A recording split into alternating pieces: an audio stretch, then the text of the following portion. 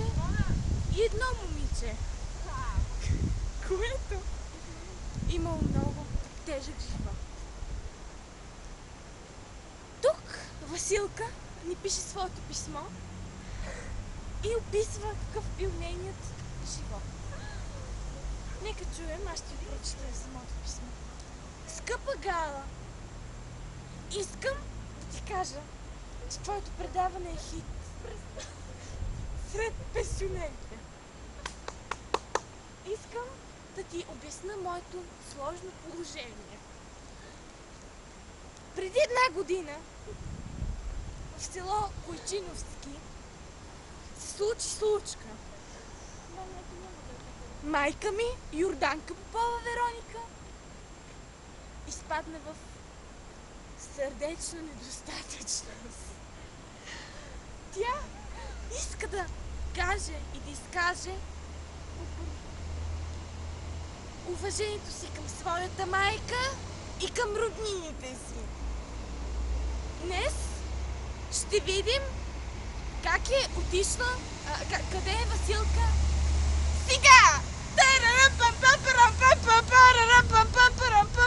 Ето, добър ден, Василка. Какво се случи? Разкажете. Мисля, че се така, че майка ми всъщност не е била на недостатъчност, а тя спана в една дълбока защото аз... Какво се случи? Се притеснявам. Не мога да го кажа, не лага. Не мога защо? Не лага, значи майка ми по принцип си е луда.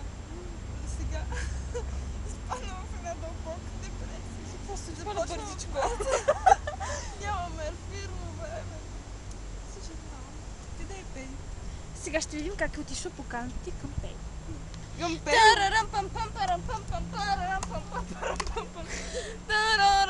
Ти ли спея? Добре, така ще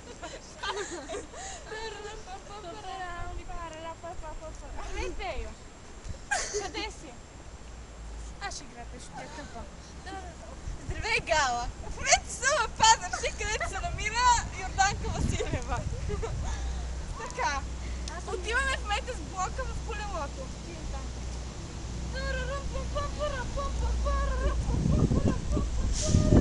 Това е блок 43 и нека звънем на Василка Сугарева. Има тук копчето. Тин-тин!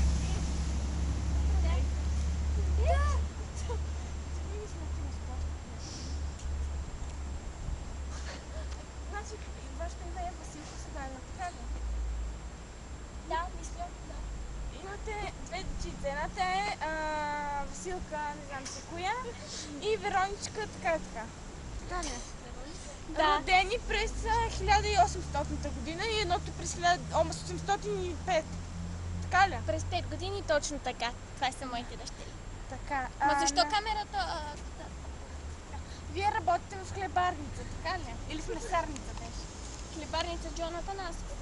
Разбирам. Така, имаме една специална покана за вас. Това е за вас. За от кой? И съм Маша Рубетка, който е в нашите студия и така нататък. Ще се разберем, вътре има телефони за контакт и така нататък. Ама аз искам всичко да ми дадем хотелче. Да, бе, да, ще го мисля в гостилницата на Еми. Добре. Така. Благодарим ти, Емо, благодарим ти, Пейо, за твоята помощ, че избъдна мечтата на Вероника. На Василка. Така. Василки, как мислиш, ще дойде ли? Тя знае ли кой е? Как да сега знаеш? Не си казала. Аз никога ми знае. Мисля, че е някаква нейна лева. Ма не ви казвам, че е лъв. А Така, нека видим Пейо. Пейо, дойде ли нашата госта? Да, дойде.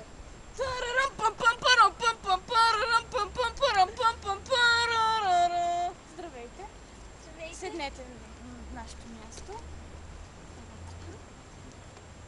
Така, имате ли някакво предположение кой е, какво е, що е? Ами да, имах едни предположения. Мислех, че петият ми мъж, който иска да ми се извини. Ама тук не е моят любов, ме мила. Да, но все пак съм виждала тия истории, но мислех, че петият ми мъж би трябвало да ми се извини. Ако не е четвъртия, но нищо. Така, значи, тук в монитор, там в монитор ще се отвори плик. Там ще видите кой, ако го познаете и искате да говорите, ще говорите. Ако не искате да говорите, няма да говорите, ще ми кажете на мен. Готова ли Плика сте? ще се отвори ли? Да. По-бързо. И отваряйте. Познавате ли това момиче?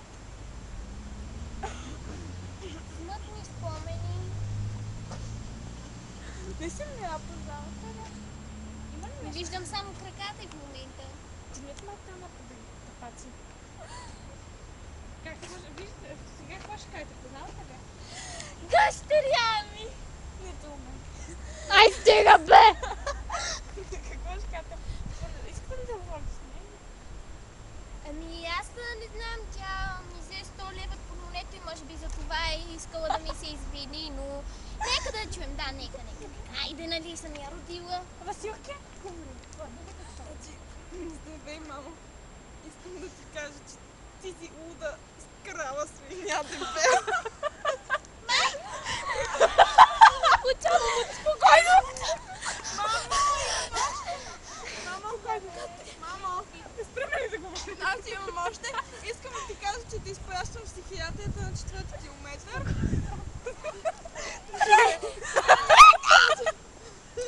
Няма повече, се виждам, съжалявам. Спрете, арестувайте! И на кой ще говорите, мами? Нека това, нека да ще ни говорим! Айде, в психиатрията. Не! Какво ще си, Пеньо? Колелото, бърза! Пеньо! Закрете! Пеньо! Пеньо! Пеньо! Пеньо! Вания бе! Вания бе! Аз съм луда!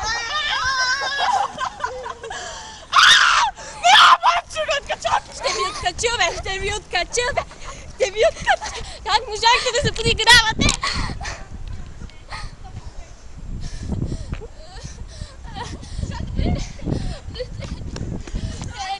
Не на земята!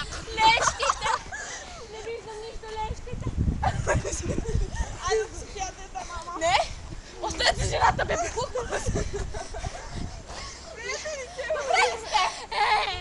не, не! Това има лещите! Аз ще дам Валеран. Махни се дъжде! Спрете предаването, бе, идиоти! Спирай го, бе! Пеньо! Спри камерата! Пеньо! Пеньо! Идиот! Пеньо! Спри камерата! Умях!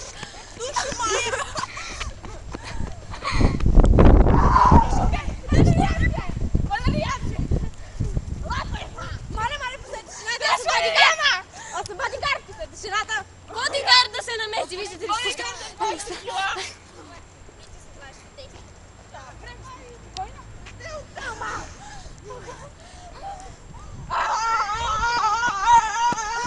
Дъщеря ми! Жената ще бъде. Да, професор ще бъде. Охрана! 4 километра. Няма друг избор. Елате, жено. Бодигард! Отведи го! Може да го види? Айде, свърши това предаване, да я бе края. Това е стрима, каченячко! Значи, много се извинявам за моите лоши думи, но ще го преживеете. Не ме пипай, бе! Йоу.